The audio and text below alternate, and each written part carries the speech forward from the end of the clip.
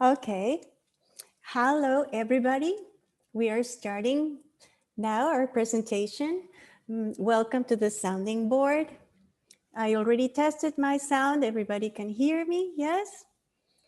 And we are all muted except for the presenter and myself.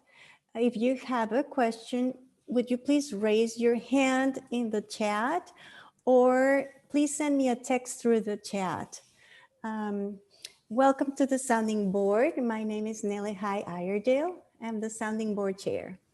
This is Oceanids' 36th year, which is an official support group of the university. The Sounding Board is a joint effort of the Faculty Club and Oceanids. Our honorary chair is Justine Kabulakis, who's here in the presentation. She's the associate of the chancellor. And our president is Nigella Hilgert. In Oceanids, we raise money for grants and awards for students, support other UCSD events and activities such as the student-run free clinic. We offer many events for our members, and Sounding Board is one of these events. We would love to have you as a member, and I encourage you to join. It's only $35 per year. We are happy to see you now via Zoom. And we have this event every first Thursday of the month throughout the academic year, except for January. Now, I would like to introduce to you our speaker, Dana Henderson from Feeding San Diego. I will read a little about her bio.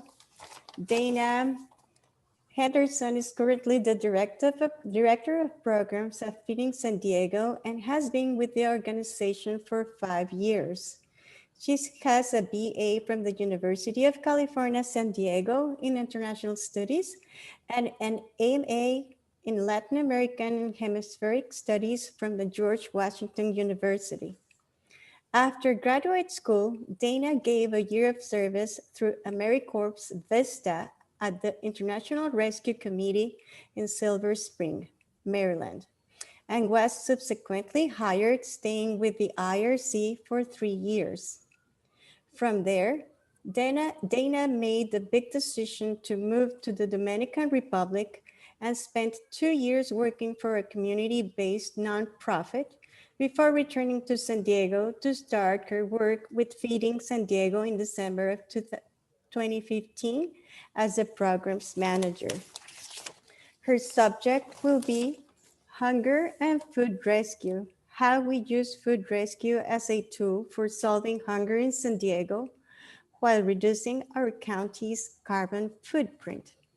Now I would like everybody to please virtually welcome Dana.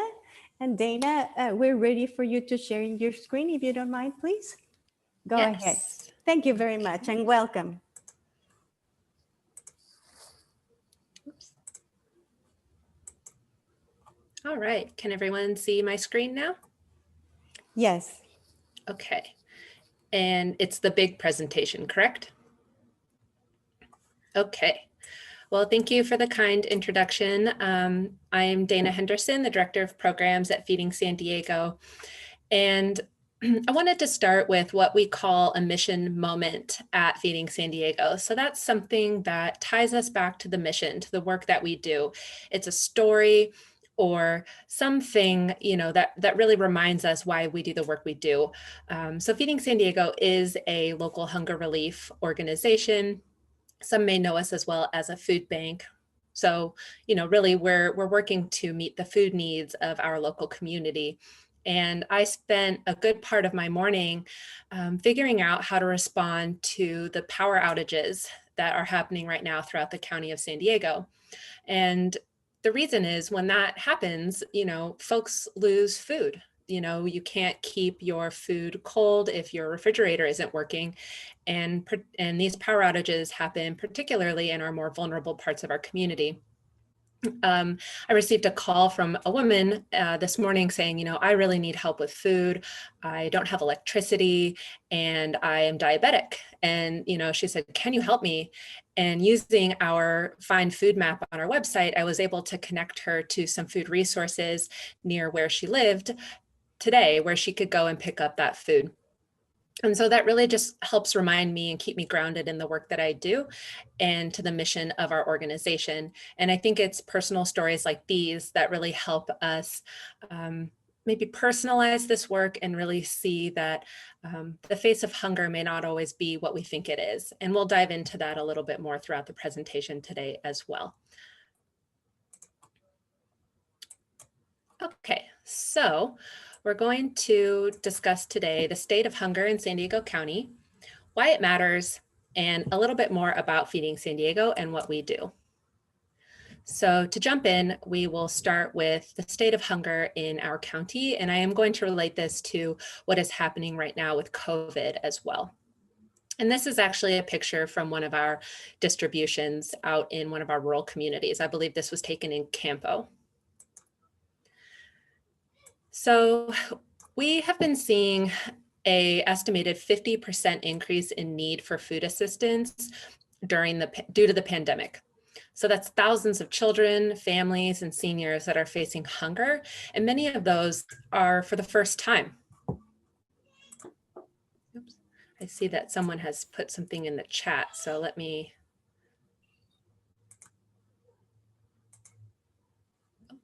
It's just a thank you. Thought it might be a question, but not yet. So as I was saying, there was already a need in the county, and since the pandemic, that need has increased by 50%.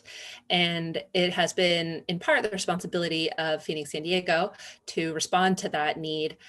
You can see a photograph here of the stadium, and that's where we had been holding large-scale food distributions, and the number of folks that showed up, as I mentioned before, really many for the very first time who maybe have never had to access food before. And, though we see this amount of hunger, 40% of all food produced is wasted, which really is more than enough food to end hunger in San Diego County if we can connect those folks to that food and not let it go to waste. So, as I mentioned, the face of hunger may not always be what you think it is. It can be difficult to recognize. And just because we can't see it doesn't necessarily mean it isn't there. Though much of San Diego may be affluent, there are thousands of people who can't afford to buy the food that they need, and they can't afford to make ends meet either. And that includes children, families, seniors, college students, and other post-secondary students, veterans, and military families, of which there is surprisingly a high number of our veterans and military families that are facing hunger in our county. So why does this all matter? It matters because there are consequences to hunger on individuals, families, and the community, and those really can be devastating. For example, when children can't focus or learn, they're less likely to achieve academic success. When adults' physical, mental, emotional health is affected, the result can be a less competitive workforce. Or when families and individuals are sick, the result is often more sick days to care for themselves or their families. And this can have a compounding effect.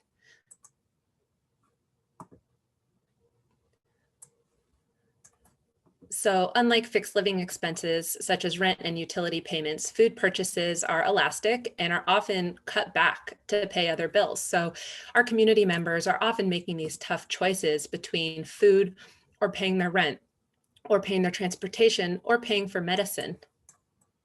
And often food is the first to go.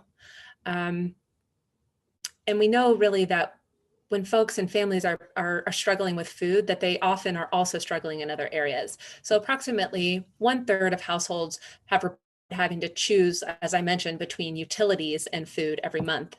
And approximately 1/3 of households report having to choose between transportation and food every month, or medicine and food every month. And 1/4 of households report having to choose between housing and food every month. So these are real life decisions that are impacting our neighbors, our community members, and that they're having to make on a daily basis. And then it isn't always very visible.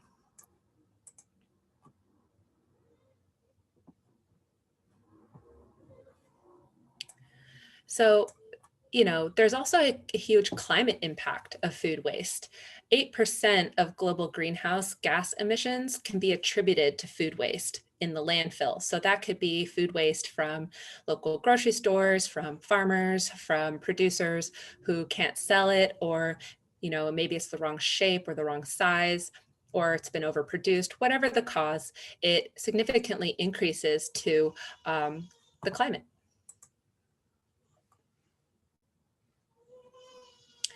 And then if you look in San Diego County, in 2014, the County of San Diego emitted 3.2 million metric tons of greenhouse gases, which is the equivalent of driving to the moon and back over 16,000 times.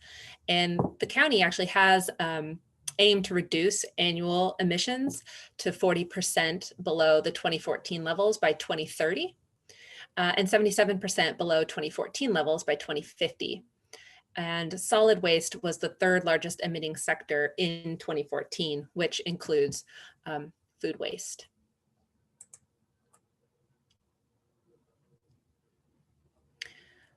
So what are we doing about it, and who is Feeding San Diego? So Feeding San Diego was established in 2007 out of I don't know if anyone recalls, the wildfires in that time period were very bad. And we're the leading hunger relief and food rescue organization in San Diego County and the only Feeding America affiliate in the region. Our overall mission, as you can see here, is to connect every person facing hunger with nutritious meals by maximizing food rescue. And our vision is a hunger-free and healthy San Diego County.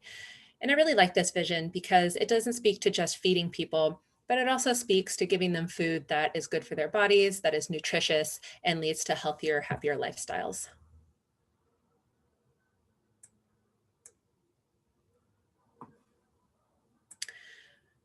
All right, so what do? We categorize it into 3 different things: feed, rescue, and unite. So first we'll talk about feed. We provide more than 31.2 million meals to people facing hunger every year through what we call a decentralized rescue and distribution network. We distribute meals in partnership with over 320 local charities, schools, faith communities, meal sites, and food pantries throughout the county, of San Diego. So we do serve the whole county, all the way north, all the way south down to the border, and out east as far as Borrego Springs and Campo and Jacumba.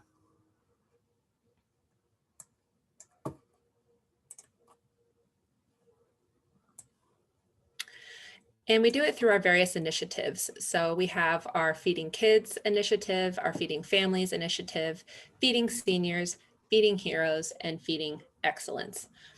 And within these initiatives are different programs that are aimed to feed the different populations that we've talked about. So for example, within our Feeding Kids initiative, we serve schools, elementary, middle, and high schools through pantries that are held on site twice a month, where families with children at those schools can come and get groceries, dry goods, and fresh produce. Within our Feeding Families initiative, an example is a farmers market style distribution held out in our rural communities. We have 16 of those such distributions. And again, those are also held twice monthly. We have distributions that feed and target seniors at senior living facilities or community centers. Our Feeding Heroes initiative targets veterans and military families working with, for example, the USO, the Armed Services YMCA. And our Feeding Excellence initiative hones in more on the advocacy side of things, as well as leveraging some of the federal programs such as CalFresh, which is known as SNAP nationally. So here's an example of our map of distributions. You can see, as I mentioned, we have a countywide distribution network. And this actually is taken from our website, where we have a find food map, where folks who are facing hunger or maybe assisting others who are facing hunger can type in a zip code and address and locate a food distribution in their area.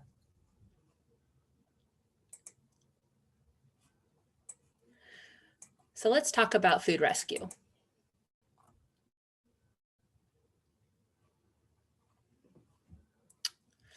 Of the 31.2 million meals we provide to the community, 92% of it was rescued food. So that diverts more than 27.6 million pounds of food from the landfill.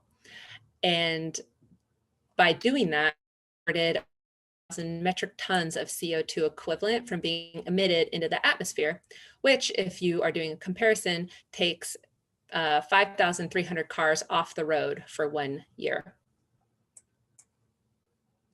And when we say food rescue, we mean a number of different ways that we do that in partners. So we rescue high quality food before it goes to waste, so it's still safe for food consumption, from over 600 locations in San Diego County.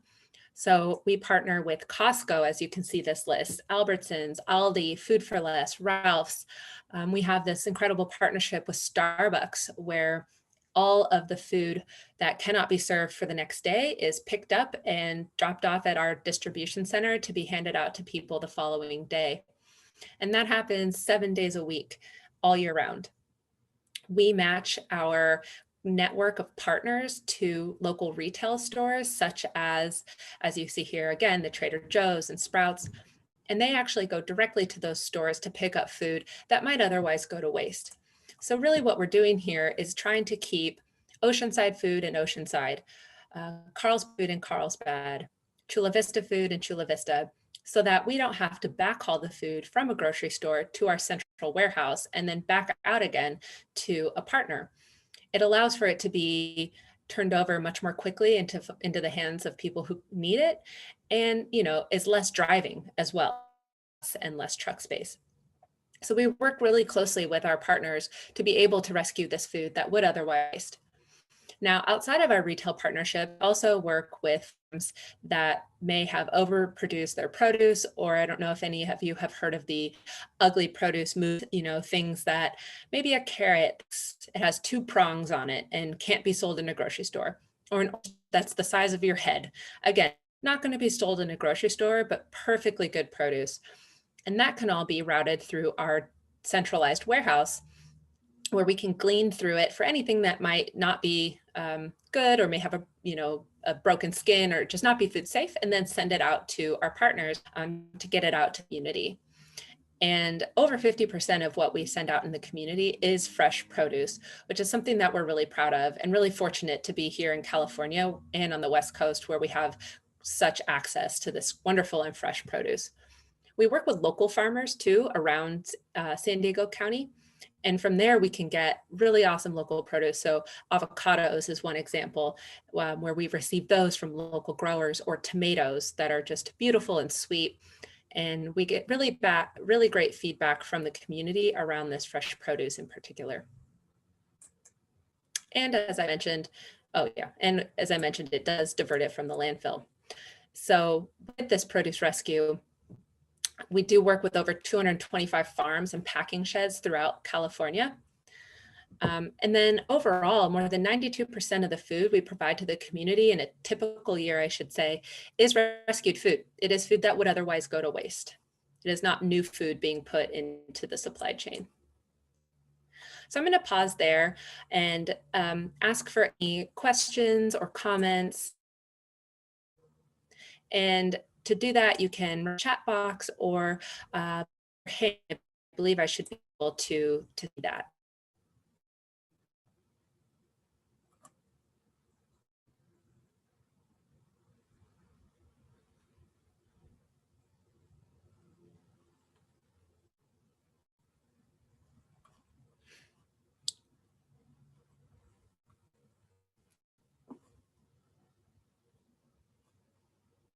Okay, it doesn't, there are any questions so far, but please feel free to ask along the way as well.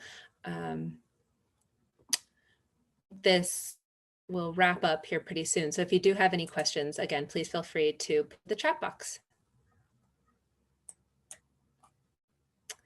Okay. Dana, we do have a question, please, in the chat. It says, we do you support self-sustaining gardens? And we have more if you would like to check them out, please. Oh, I can't actually see them. So I don't know if they went to everyone or if they just went to the hosts, but I can't. Probably went directly to me, so I will read this to you. And it says, one of them, do you support self-sustaining gardens? Can you clarify the question? Jenny Chin, would you please let us know? You can do perform the question to everyone, please. And the second one from Mary to everyone: are the farmers compensated from donations to Feeding San Diego for the excess produce they provide, or do they donate the produce, or is there some combination of compensation and donation?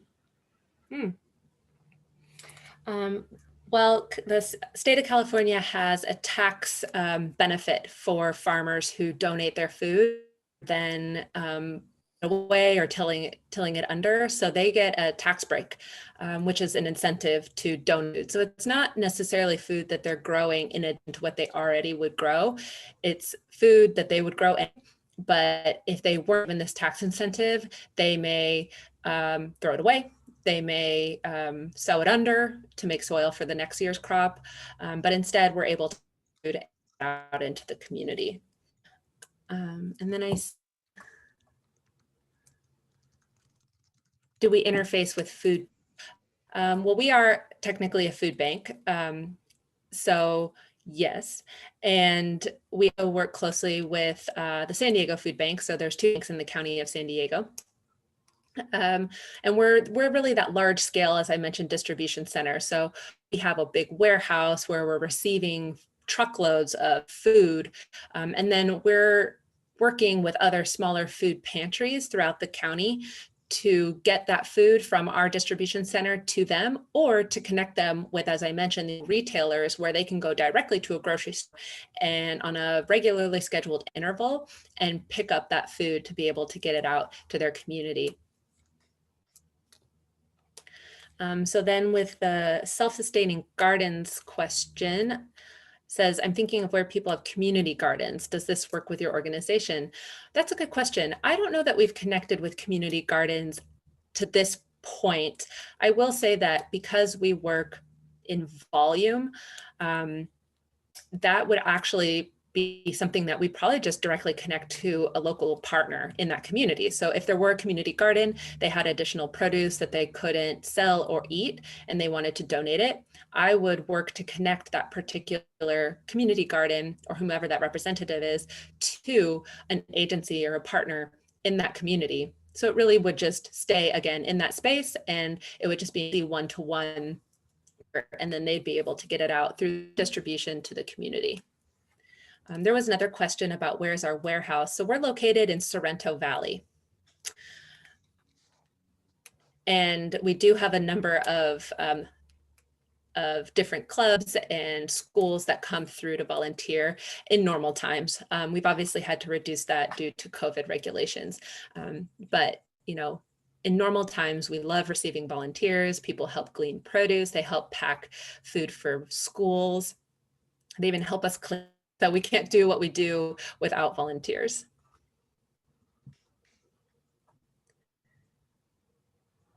All right. The questions that I see. Anything? Yes, on my end as well. Okay, we great. can keep going. Thank you. All right.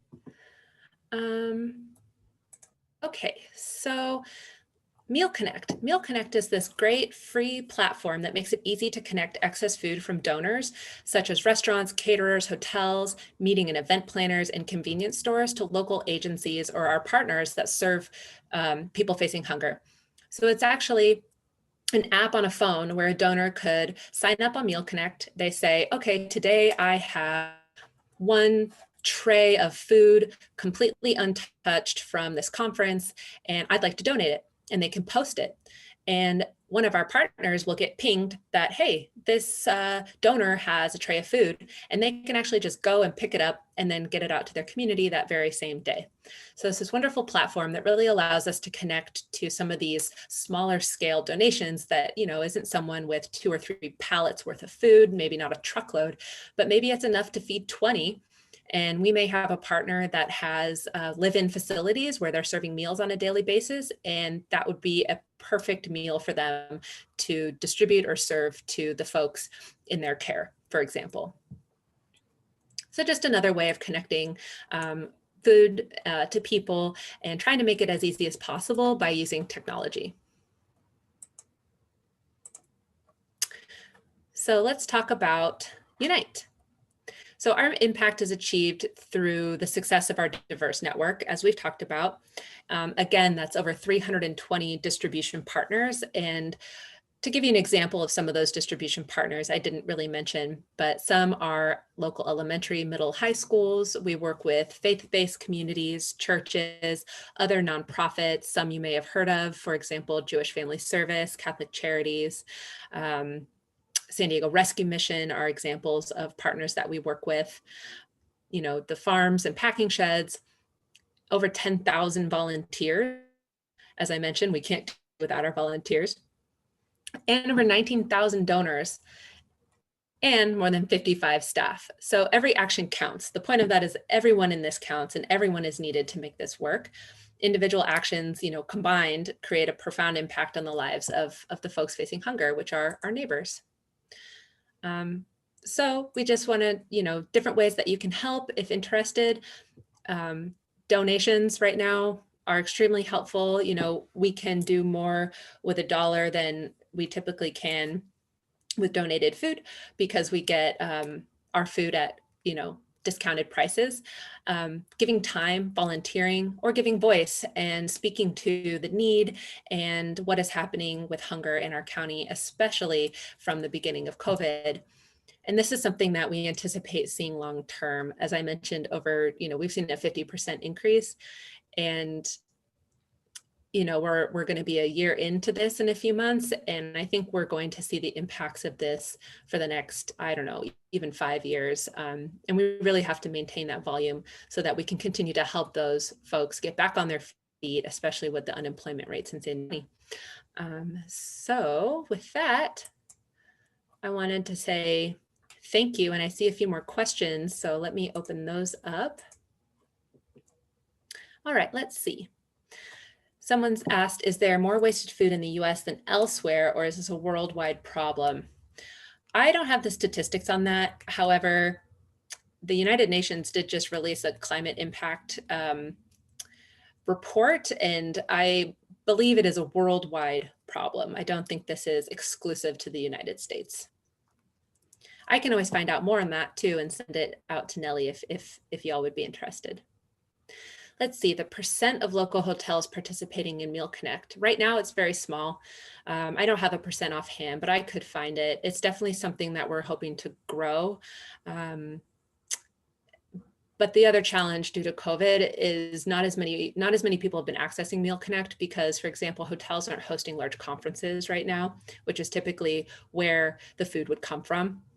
But I think once, we get a handle on COVID and have vaccines and those things start up again, we're really going to make more of a push to get some of those hotels and other smaller businesses with food signed up through Meal Connect so that they can donate.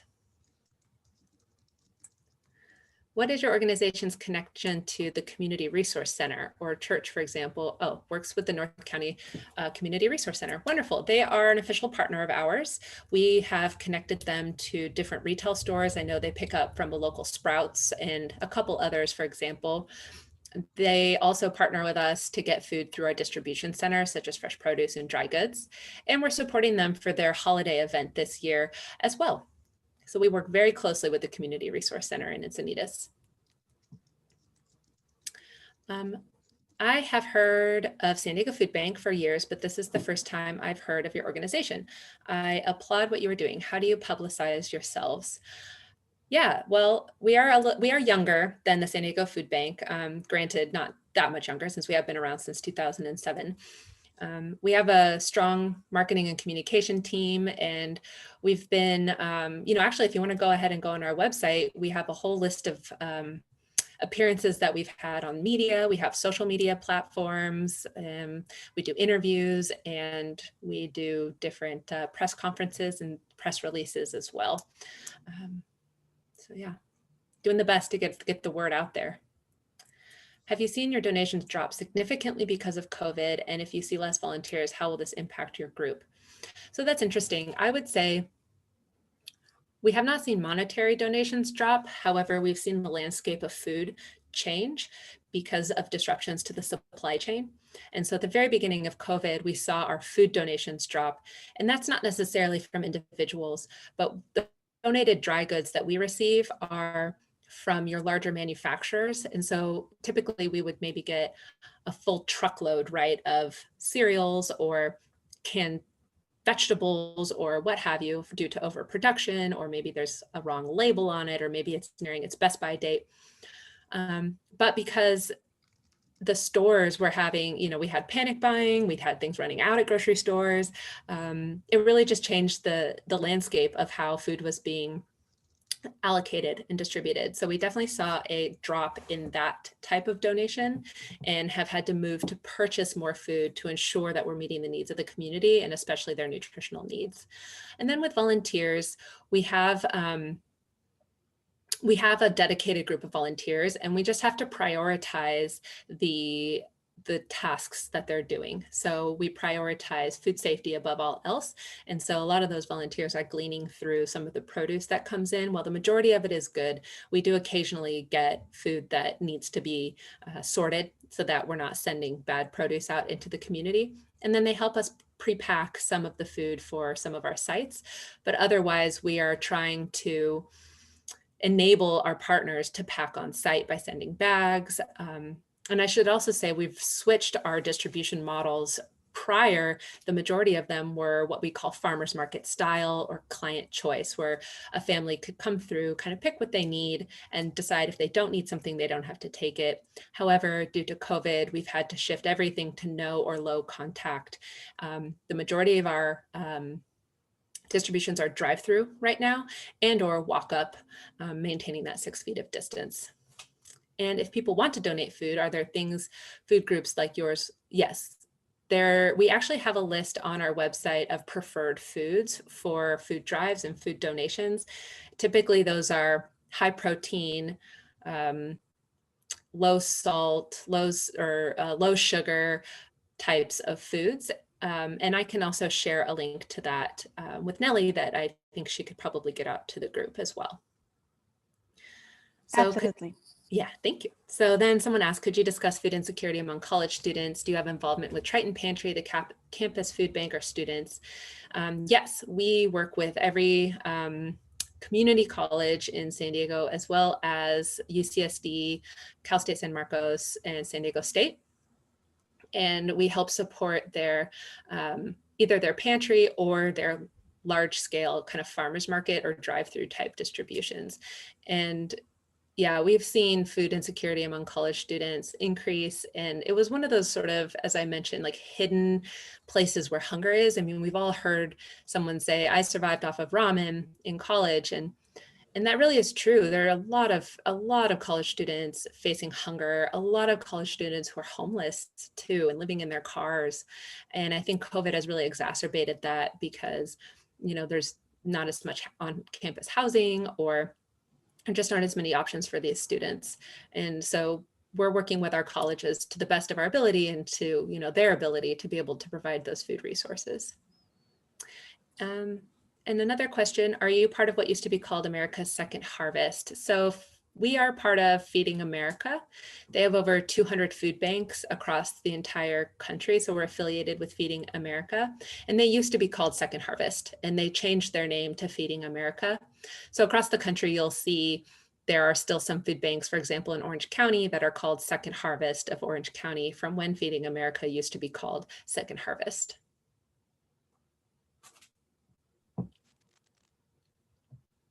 I think those were all of the questions. If we have any more questions, if you would like to raise your hand or add in the chat.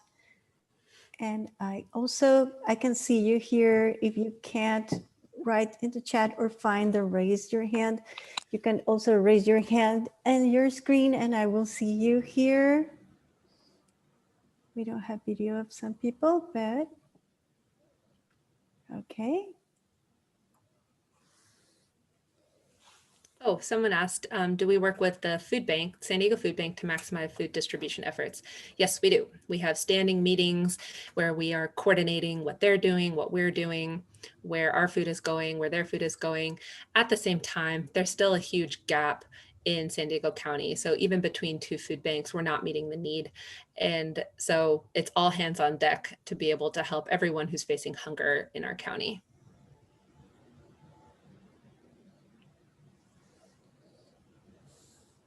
Thank you, Dana. Any more questions? Okay. Well, Dana, thank you so much for your awesome presentation and for the beautiful work that you're doing for our community. We really appreciate it. Thank you very much. Yeah, thank you all for having me and for listening. And I hope you learned something here today. And feel free to, if you have additional questions, visit our website. We'd be happy to answer them or, help you learn more. Thank you for your work, Dana. And thank you everybody for being here. We won't have sounding board in January, but we do have in February and we will have Nigella Hilgert presenting. Thank you very much. Thank you. Have a nice day. Bye-bye.